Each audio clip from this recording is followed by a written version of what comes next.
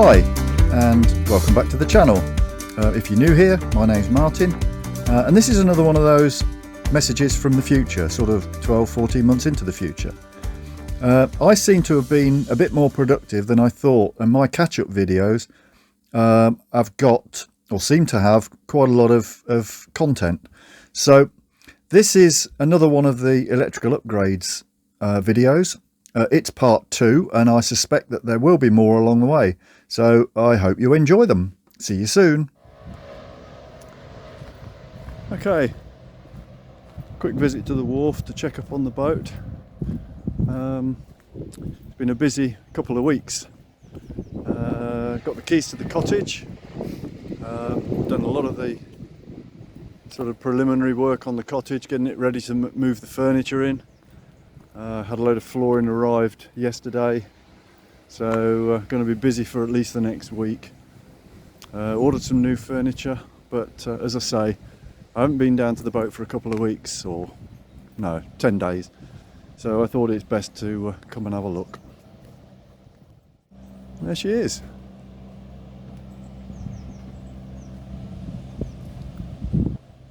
Sitting there quite nicely. Get the keys out without dropping the phone in the water, or the keys for that matter, or the keys will float, phone won't. So we get the keys, all looks all good.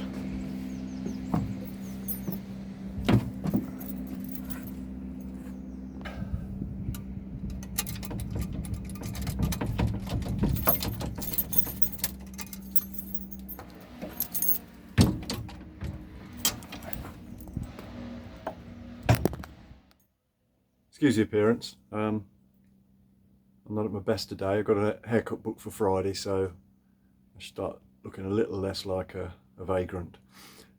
Everything in the boat is fine. The bilge had a little bit of water in it, not enough to switch the pump on, but the stern gland's dripping a little bit more than I'd like, so I've tightened that up a little bit, but we'll go and open up at the back and then give the engine a whirl, make sure she's all right. Let's give it a go now. There you go.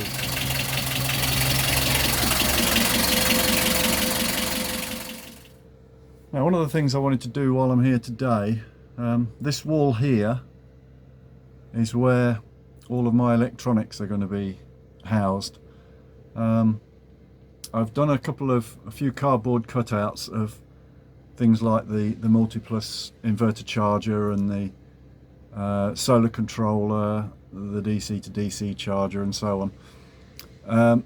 I've also brought a large sheet of cardboard which I'm going to mock that wall so that I can have a play around with when I get home, because obviously I'm an hour away at home, so it's difficult, if you get an idea, it's difficult to decide whether it's a good one or not. So I'm going to mock that up while I'm here, measure up that big sheet of cardboard, and then what I can do while I'm at home is actually plan out how all this is going to sit together when I come to install it. It might be a week or two before I get to do that, because obviously I've got the cottage to concentrate on, but I want to find out in here where or what these cables are that you can see running along the gunnels there. I also need to find out where they run on the rest of the boat. I'm not sure if they run along the gunnels or not. I can't figure that out yet. This box here I'm going to modify. Can't take it down because obviously it's got the controls on for the boat, but I do want to make it less intrusive, and then I can get the inverter charger not behind it, but sort of tucked away in that corner a little bit.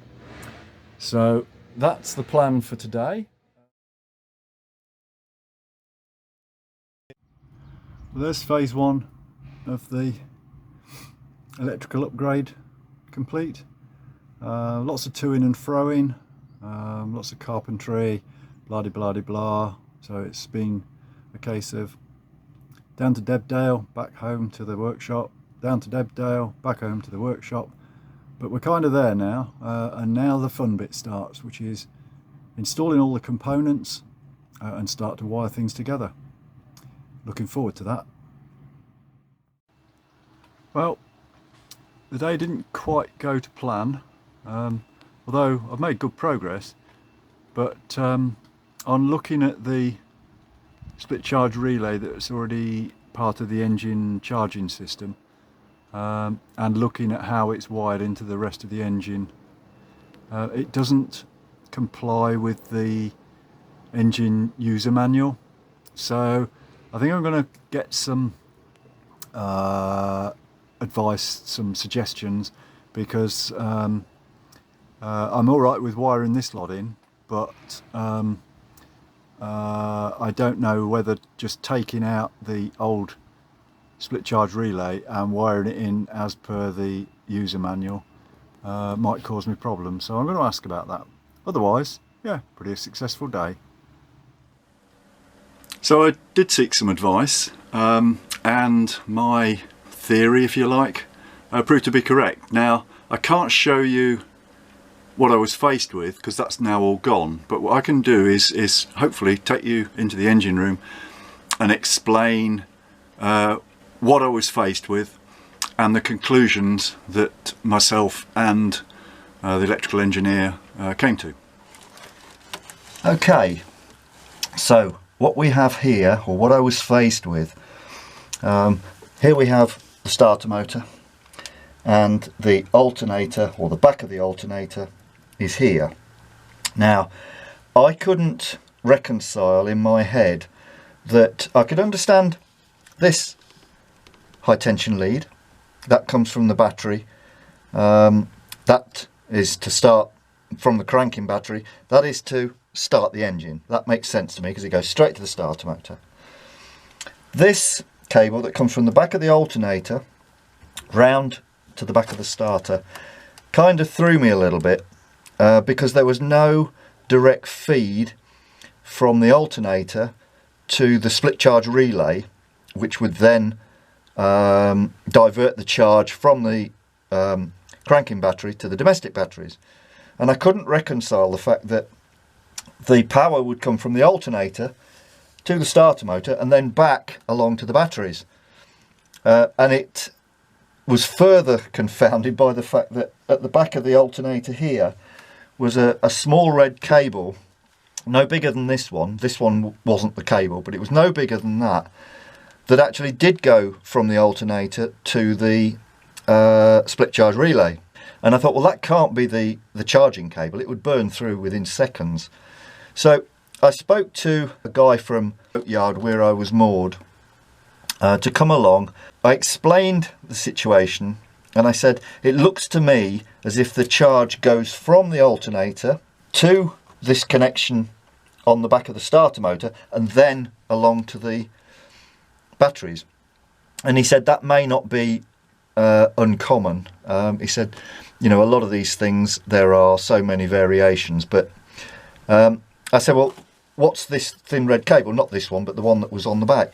He said that's probably the trigger cable that the alternator tells the split charge relay when it can do its thing. So he said the best thing you can do is disconnect all the split charge relay, start the engine up and put your multimeter on the cranking battery and see if the alternator and this cable all the way around and back to the batteries is actually charging the cranking battery. So that's exactly what I did. Started the engine up, put the multimeter on the cranking battery, and sure enough it was charging at 14.3 volts, which was brilliant. That then left me free to simply make all the connections for the DC to DC, the battery to battery charging system, which I wanted to install, because I knew that, you know, the cranking battery was getting charged, everything would be charging to my satisfaction. So that's where I went. Now, this is the Orion DC to DC, battery to battery, however you want to say it, charger. 12, 12, 30, that's 12 volt to 12 volt and 30 amps. You've got an input and an output, and if we start with the input comes directly from the cranking battery. Now the cable for that is this one. Can't actually see it, but it's that one, and it comes from that all the way up to this 30 amp contact breaker.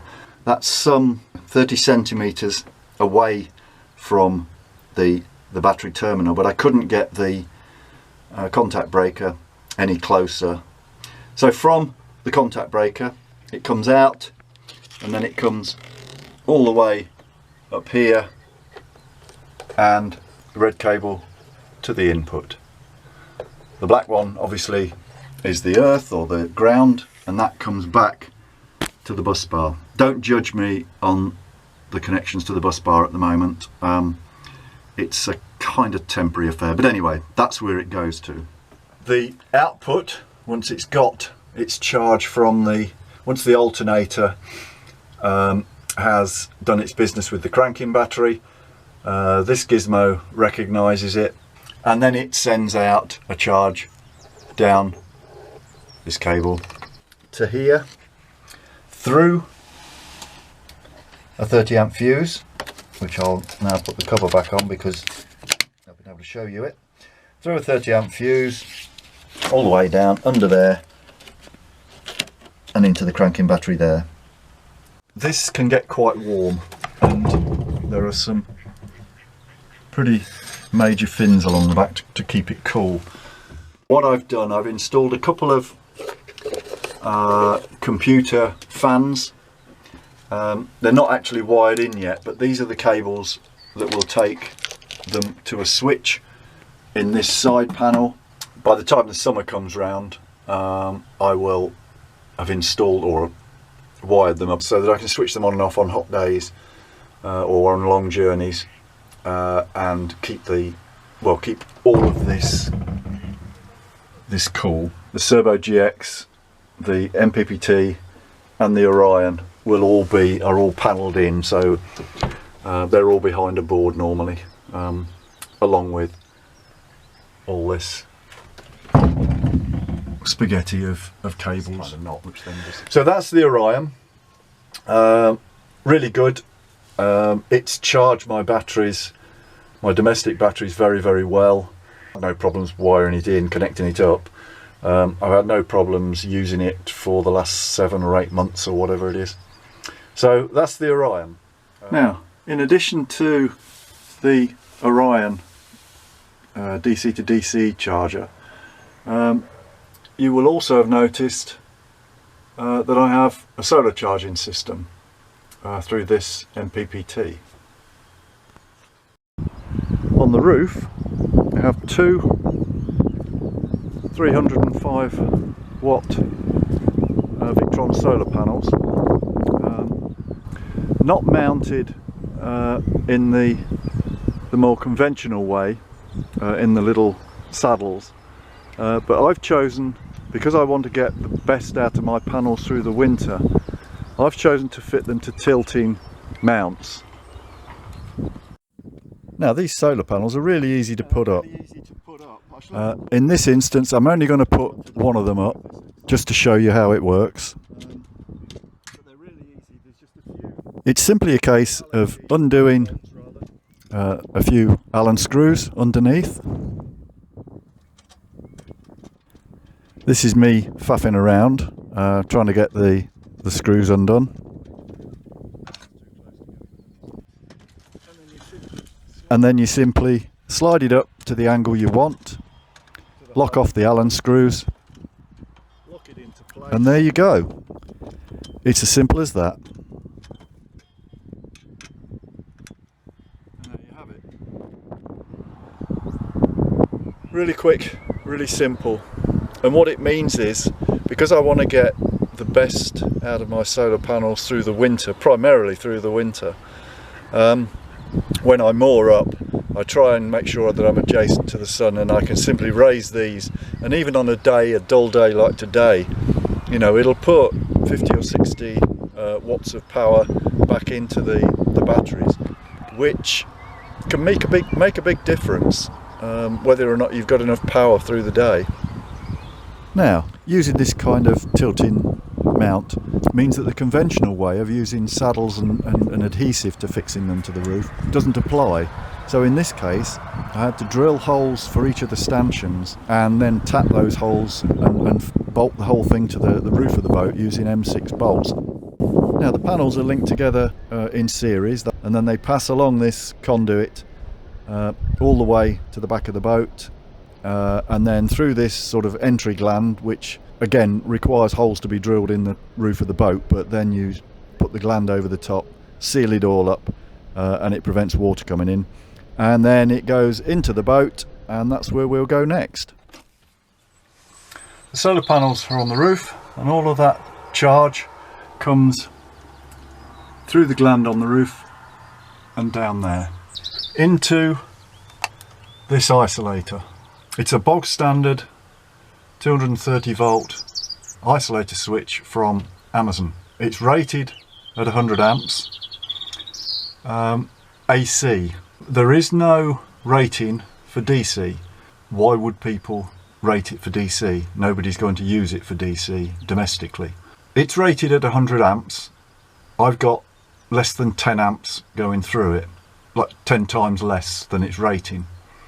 It is just an isolator switch, it's not a breaker, so you shouldn't ever break the current from solar panels when it's under load. You'll mess up your solar panels. The best thing to do is to cover them over, stop the load, then cut the connection.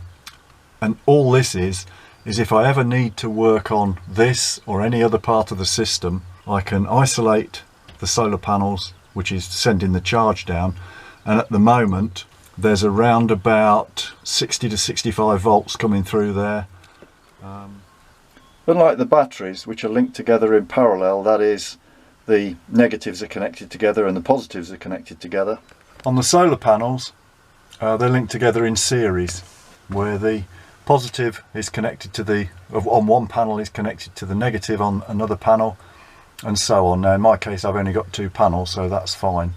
But then the negative from one of those panels comes all the way back to here, and the positive from the second panel comes all the way back to here, and that links them together in series. And what that does is it doubles the voltage on each panel, which is a maximum of around about 33 volts or 34 volts. So making a maximum of around about 65 volts coming back here, 66 volts. But what it enables you to do is to keep the amps constant. So in this case it's a maximum of 10 amps, and if I add more panels it'll only ever be 10 amps. Maintaining the amps like that is quite important, because the MC4 connectors are rated at about 30 amps. So if I wanted to add more panels to the roof and I'd got them connected together in parallel, then I'd have to upgrade the connectors and probably the cables as well. But in this case they're done in series, so the voltage goes up. So if I added more panels it would go up by 30 odd volts, but the amps stay the same. So that current comes in through here into the isolator, and then out and into the, where it says PV there, that's photovoltaic. So that's the power in, that's the current in. Then this is the charger, the pt2 solar controller, up to 100 volts and a maximum of 50 amps. Now I've got a maximum of 60 something volts coming in there and a maximum of 10 amps. So well inside there. The output there, the battery, obviously the black one is the earth or ground, and that goes down, down, down, down, down, and then into the negative bus bar. Again, don't judge the connections on there at the moment, they are only temporary. The positive, the red one, comes out all the way down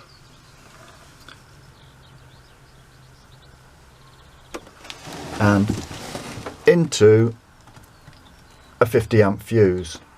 And again, I'll put the cover back on that now you've seen it. Looks good. And then from the fuse it's down under there and out, it's nicely labelled, onto the battery. And that's the solar charging system. It's as simple as that. There's another cable here which goes all the way up to the Servo GX, and that's the brains that tells me power is coming in from the solar panels, or sorry, how much juice I'm getting from the solar panels, and that then shows up on here. And it's quite a miserable, dull day today, and as you can see, there's 132 watts of power. In fact, it's actually raining outside, and there's 133 watts of energy coming in. The domestic batteries are fully charged. You'll notice the DC power. There's power going from or through the system into the DC power, and it's using 71 watts there, and that is me recharging my EcoFlow through the system. So that is the solar system.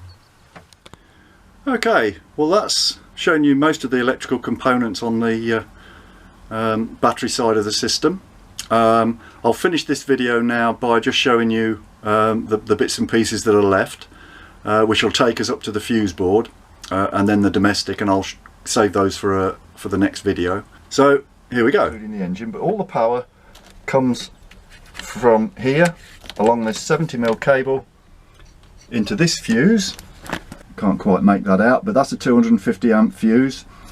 It then goes all the way up to what I refer to as the ultimate on-off switch. It's not an isolation switch. The cable to that point is 70mm square, which has a rating, an amp rating of around about 400, I think it's 485. Now I've put a fuse on that that's 250 amps, so it's well below the rating capacity of the cable. And as we all know, the fuse is to protect the cable and nothing else. It's not to protect components, it's to protect the cable and prevent it from burning out. And as you can see there, just here, that fuse is as close to this point as I can get it. Again, you've got to get the fuse as close to the battery as you possibly can. Now I'll put the cover back on that before I forget. There we go. So this switch basically cuts all of the power from the batteries, from the domestic batteries. It's not the domestic isolation, that is up there, but we'll come on to that when I start talking about the domestic system. Anyway, from here the cable comes along and up to the positive bus bar. You'll notice 4 cables coming off that. The big one here is a 35 square mil amp through 100, which has got a rating of I think it's 250 amps. It's going through a 100 amp breaker to protect the cable. From there it goes up into here to the isolation switch. Now, as I said, I'll explain what goes on beyond the isolation switch, i.e. through the fuse system, on a separate video. So that's the first cable from the bus bar. The second one might surprise some people. That's this one, and that's the freezer. It comes up from the bus bar through an inline fuse and then off down the boat, down there, along the gunnels to where the freezer socket is. The one next to it, I don't know if you can read it, is the Wi-Fi. And again, it comes up from the bus bar through a fuse, up to the cable, all the way along there, and off to the Wi-Fi, to the router. Now, that one and this small cable, which serves the Servo GX, if you remember the computer that runs all of the gizmos, those 3 need to be left connected, need to be powered all the time. The reason, well, the freezer's fairly obvious. if I go away anywhere, I turn the isolation switch off so that all the power is cut on the domestic side. If I was to do that, then I'd have to empty my freezer all the time, which I don't want to do. Similarly, the Wi-Fi, the computer system, the Serbo GX that is fed from that cable,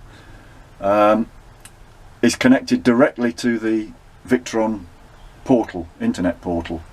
So all of the information from all of my charging systems and the state of the batteries and everything else all runs through the portal. So leaving that connected means that I leave my Wi-Fi connected, which means that I can monitor what's going on with the batteries while I'm away from the boat. So that's why those run through direct from the bus bar rather than from a fuse system. I'll cover that back up. Don't want to have an accident. Over here we've got a shunt. The shunt is primarily connected to the negative side of both battery systems, so the starter battery and the domestic battery.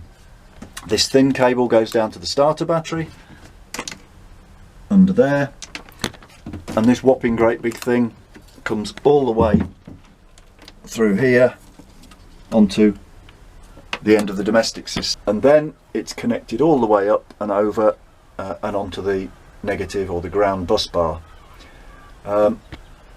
It is sending data to this little thing here, and I'm not sure you'll be able to read this, but that's the state of the main battery. That's the state of the auxiliary battery. The auxiliary battery being the starter battery. So that's telling me that it's full. It's got 12.78 volts on it, and as far as it stays like that, I'm quite happy. That's the main battery. That's got 13.87 volts on it. It's also full, and that corresponds with, you can see this without the sunscreen on it, 13.9, so 13.87 rounded up, 13.9 volts. There is 92 watts going into it from the solar.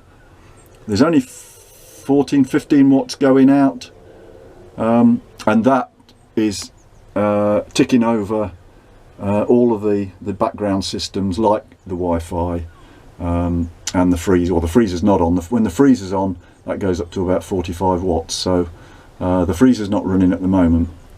So that's how I monitor my batteries, and I can, as I say, I can do it through my phone, through the internet. And I think that's about all there is to say about this. Again, apologies for the bit of a rat's nest over by the negative bus bar. I'm only part way through connecting things up to that, and because I want to make it nice and tidy, I'm waiting until I've got all the systems in. There aren't many more to put in. I've got the starboard USB sockets to wire in, and I've got the starboard 12 volt sockets to wire in.